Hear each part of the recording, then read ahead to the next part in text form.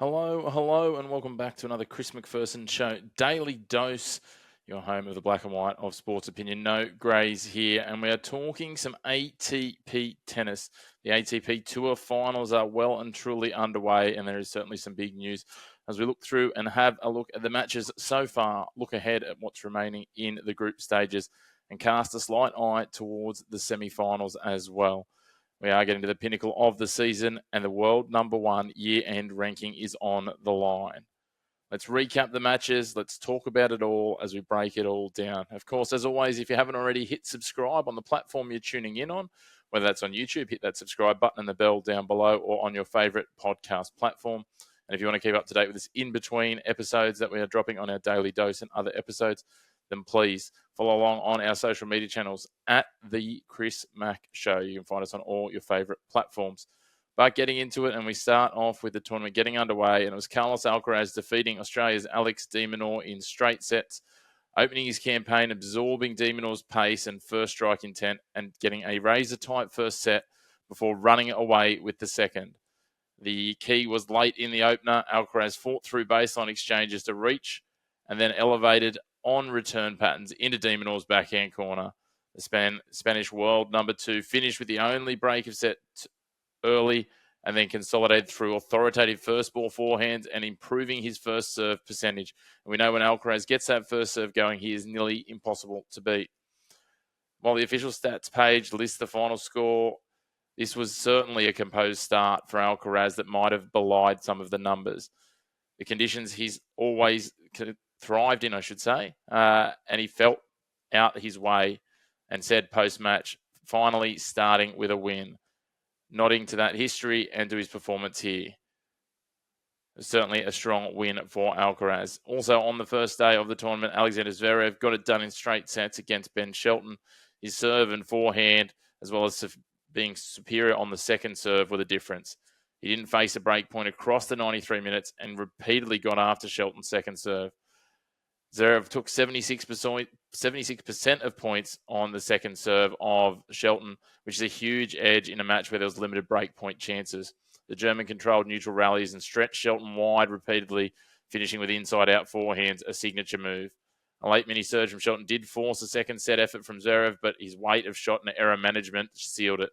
Great to see Zverev managing to control his game and dominating this result in the end, getting things started the right way. We headed to Monday, and Taylor Fritz got underway up against Lorenzo Musetti, who came in as the alternate with Novak Djokovic withdrawing after Djokovic defeated him in the Athens final. But Fritz, he was just blunt with Musetti's variety. Flat, early taken baseline strikes, and a dominant service day. It was a pivotal set for Fritz where he saved 4 break points in the third game of the first set and then immediately came back from that and broke Musetti. A huge swing that reset the balance in that first set and quieted down the home crowd who were behind Musetti. From there, Fritz's first serve numbers and forehand controlled the tempo. He finished with 9 aces in the second set and no breaks faced after that early crisis. His serve metrics just absolutely dominated, while Musetti's drop shot lob flourishes tried to keep him in the match, but ultimately Fritz's control got him home. Also on Monday, the Italians did get one back as Jannik Sinner defeated Felix Auger-Aliassime, again in straight sets, and Sinner's title defense began with a clean victory. FAA was hampered by some left leg issues throughout the match, but even allowing for that, Sinner's weight of shot, court position, and his return were excellent. He flipped early exchanges by stepping inside the baseline on second serve and stepping up and taking things away. He ran away with the second set and dominated here to get his defense off to the perfect start. This win will set up his group to be decided against Zverev later in the week. It was shaped that one more win would book him through to the semi-finals. On Tuesday, it was a good start for the Italians with Lorenzo Musetti getting an upset win over Alex De Minaur. It was a 3-setter and it was a full-on thriller with heavy momentum swings. De Minaur steadied himself after dropping a tight opener, upping his baseline aggression to level it at 1-all and then led 5-3 in the decider. From there, though, Musetti's resilience, highlighted by a 31-shot rally at 5-3, and his willingness to take the ball early on the backhand wing turned the tide. He reeled off 4 straight games to seal it and close it out 7-5 in the third. Battling back from the brink with the home crowd behind him, And you saw in the post-match press conference, Alex De Minaur looked dejected and broken. We then head on Carlos Alcaraz taking on Taylor Fritz, and it was a high-quality three-setter where fine margins on return decided things late. Fritz nicked the first set tiebreaker with fearless early strike tennis, but Alcaraz gradually built and improved his depth and variety, relying on more versatility of drop shots and short angles to pull Fritz in and off the baseline. Alcaraz converted 7-5 in set 2, and in the third, his return positioning and counterpunching on Fritz's second serve created a decisive break. From there, he locked down service games, bringing out heavy kick, serves, and forehand patterns. The Spaniard dominating in the end and running away with this one to take it and booking his semi-final berth. We head to Wednesday, and Jannik Sinner took on Alex Zverev. A win for Sinner would see him through to the semi-finals, and it was a statement. He broke once per set, winning the directional battles from the ad court with heavy backhands into Zverev's backhand, then changing to down the line for clean winners. It was a controlled, composed performance that clinched Sinner's place into the semi-finals with a match to spare, a classy finish, securing key break. This win left the group's second semi-final to be decided between Zverev and Auger-Aliassime on the final day. Speaking of Felix Auger-Aliassime, he defeated Ben Shelton in 3 sets. It was a great comeback. Shelton's first strike serve and on-the-rise forehand took the opening set and put pressure on Felix Auger-Aliassime's service games through set 2. But the Canadian, who leads the tour in deciding set wins this year, hung around, saved his season in a knife-edge tiebreak, 10-8, then used an improved first serve and stepping up his forehand aggression to edge the third.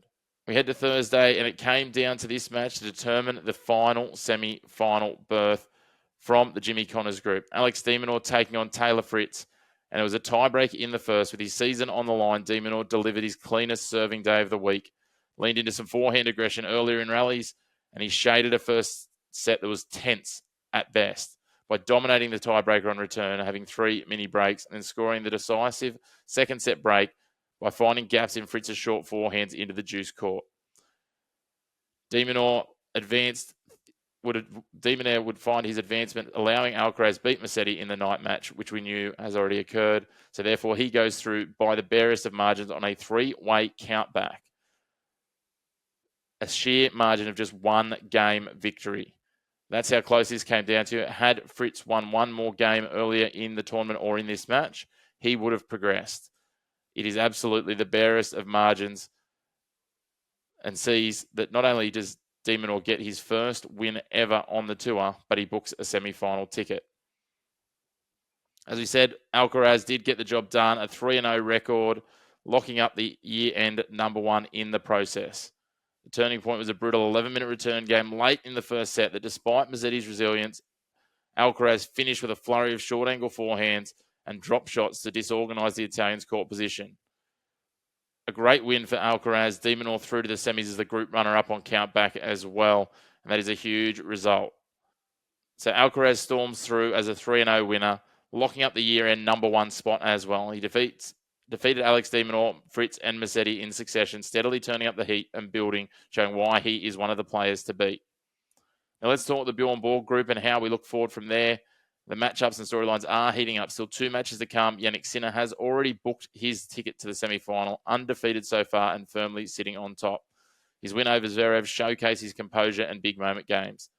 Zverev and Felix Auger-Aliassime, both 1-1, are in a win-and-you're-in match in the early hours of Saturday morning.